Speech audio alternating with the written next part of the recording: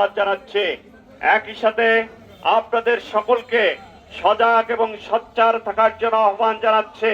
সারা দেশের মানুষ যখন 17 বছর অতিষ্ঠ থাকার পরে গত বছর জুলাই আগস্টের আন্দোলনের মধ্য দিয়ে আওয়ামী বাকশালী সরকারের পতন ঘটায় সেই সরকারের প্রধান স্বৈরাচারী শেখ হাসিনা সহ তার মন্ত্রী পরিষদ এমপি বৃন্দ সহ সকল ইউনিয়ন চেয়ারম্যান উপজেলা চেয়ারম্যান জেলা প্রশাসক সহ যারা ফ্যাসিবাদের দোসররা দেশ ছেড়ে পালিয়ে গেছে, আমরা দেখেছি পৃথিবীর কোথাও তাদের স্থান হয়নি।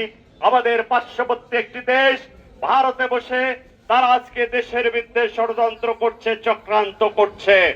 এর জন্য বাংলাদেশি জাতীয়তাবাদের বিশ্বাসী সকল নেতা কর্মী এবং সমর্থকদের আপনাদের সর্বদা সজাগ এবং সতর্ক থাকতে হবে।